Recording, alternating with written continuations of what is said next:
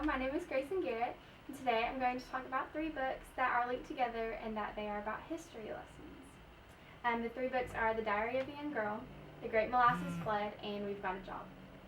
And I think these 3 nonfiction books should be encouraged for middle school students to read because they teach about real events as well as teach valuable lessons to children that age. Okay, my first book is Diary of a Young Girl by Anne Frank. Are you familiar with the Second World War and the persecution of millions of Jewish people in Nazi concentration camps? Maybe you've heard about it in a history lesson, but have you ever heard stories from a person directly involved? Diary of a Young Girl is a story by Anne Frank, a 13-year-old girl who evaded the Nazis for 2 years with her family. She kept a diary describing being confined in a small area, being hungry, and the constant fear of being discovered. If you want to put yourself in the shoes of a young girl living in this difficult time in history, this is an amazing book to read. The second book is The Great Molasses Flood, Boston 1919, by Deborah Cox. Do you find natural disasters intriguing with their power and the destruction that they cause? The Great Molasses Flood by Deborah Cox is a different kind of natural disaster. It seems crazy and a little bit comical that something like this could happen, but there really was a flood of molasses in Boston in 1919, and the destruction and deaths were very real.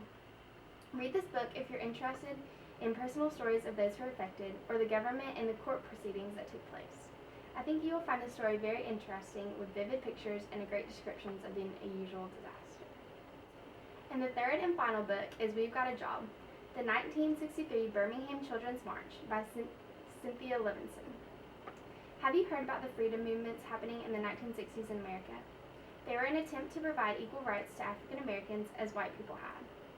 Birmingham was one of the most racial and divided cities, and after many failed attempts, Dr. Martin Luther King organized a movement by children because the consequences were far too high for adults. We've Got a Job, the 1963 Birmingham Children's March, tells stories of the children doing the sit-ins, the protests, and what life was like during this time of uncertainty. This book is a great read to learn about how far our country has come and how those children made a difference in our country. Hello, my name is Melanie Ratliff, and I would like to discuss with you 3 books that I think should be on the required reading list for middle school students. All 3 books are nonfiction and relate to the everyday life and unique struggles of teenagers. I think that each of these 3 books will contribute a realistic yet relevant element to the readings of the young students. The first of the 3 books, Fatty Legs, A True Story by Christy Jordan Fenton, is an extraordinary memoir of a young Inuit girl named Margaret who is determined to learn how to read, even if it means leaving her home in the high Arctic mountains.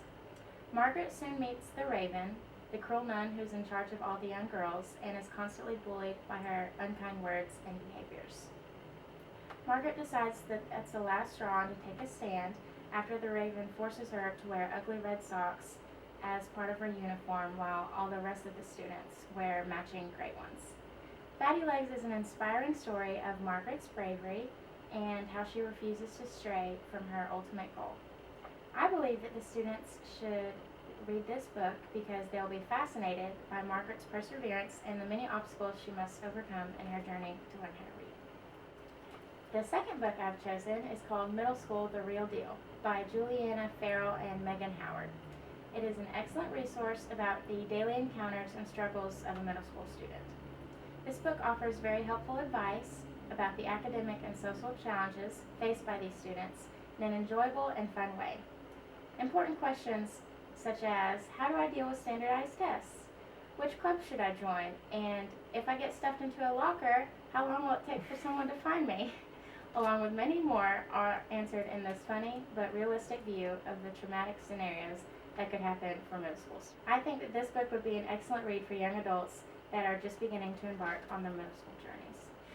The third book that I have chosen is Red Scarf Girl by Ji Li Shang. I was born on Chinese New Year. Carefully, my parents chose my name, Ji Li, meaning lucky and beautiful. They hoped that I would be the happiest girl in the world. Ji Li is a successful 6th grade student that lives with her family in Shanghai, China. She is very ambitious and believes that all of her dreams will come true until the Cultural Revolution of 1966. Her family is of very low social status, which leads to great suffering and prevents Ji Li from achieving her goals. She is forced to pick between betraying her family and proving loyalty to her country. This suspenseful real-life story is riveting from the beginning and portrays the difficulties and challenges that Julie must face, and I believe will be very interesting to middle school students. Okay. Hi, my name is Lauren Fowler, and today I'm here to explain why I believe these 3 books should be included in the middle school reading list. The genre the 3 books I'm going to talk about is music nonfiction, and the reason I chose this genre to focus on is because it seems to be a genre that is not explored often in school. And I believe that by requiring middle school children to read these books, it'll expand their knowledge on topics other than what are commonly covered in school. The first book that I would like to present is entitled Coldplay, Look at the Stars by Gary Spivak. This book is an excellent source for middle schoolers as it tells the story of how the band began and how the band was affected by fame. The book divulges in the fact that the band was started by a self-proclaimed geek and how the band became wildly popular after their first album release. This book would be perfect for middle schoolers because it exemplifies that not only the popular kids in school can be successful. The second book that I would like to present is entitled RIP, How the Wired Generation Revolutionized Music by Garrett. In this book, the evolution of music is explored from the 1990s on. This would be an excellent book for middle schoolers because it discusses music as they know it with the influence of the internet and the iPod. Also, this book divulges into how the artists themselves have been affected by the advances in the internet and other technology. Times have greatly changed from how my parents purchased and listened to music, and this book could serve as a way for parents and teachers to discuss the evolution of music with their children. Lastly, I would like to present the book Nobody Likes You, Inside the Turbulent Life, Times, and Music of Green Day by Mark Spitz. This book is a powerful novel of how a high school dropout became wildly successful by using his songwriting abilities to create very loud music. This book divulges on the friendship of the band and follows them from the beginning to the end of their career as a band. This would be an excellent read for middle schoolers because it shows how young adults can use their talents from a young age and be successful. Plus, who doesn't like the title? Hello, I'm Karen Clark, and I'm here to tell you about the following 3 books that I feel should be added to the nonfiction readings for middle school kids on the Common Core list. These books emphasize a special bond created between human and animals. They illustrate to the readers the connections that can be made within the natural outdoor world. The first book that I have picked out is Zamba, The True Story of the Greatest Lion Ever by Ralph Helfer. As Helfer peeked into Zamba's box, he saw a small lion cub tilt his head, wait a single beat, then amble right into his arms. Zamba was home. This book explores the bond quickly formed between lion and man. Adopted at only 2 months old, Zamba quickly grew to love Ralph. For the next 18 years, Zamba had appeared in various movies, television programs, and magazines. The book illustrates the quick bond between the lion and the man. The second book that I have picked out today is Never Cry Wolf by Farley Mowat. We have doomed the wolf not for what it is, but for what we deliberately and mistakenly perceive it to be.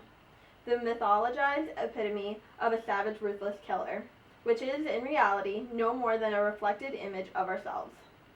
The story investigates the supposed killings of the Arctic caribou being done by the wolves. Farley Mowat spent an entire summer alone in the tundra, investigating the different daily lives of these wolves and what exactly was going on with the killings of the Arctic caribou. Lastly, I have chosen the book Gracyn by Lynn Cox. Something so enormous, the mother whale was 50 feet long, suddenly seemed very small in the vast Pacific Ocean. How could Lynn possibly find her? At only the age of 17 years old, Lynn was swimming in the ocean, training for a big swim. She soon realized that a baby whale was following her and needed to find its mother before it died. Within just a few short minutes, a quick bond was formed between the whale and the 17-year-old girl. The story tells the journey of a 17-year-old girl and a baby whale and the mission they went on into finding its mother.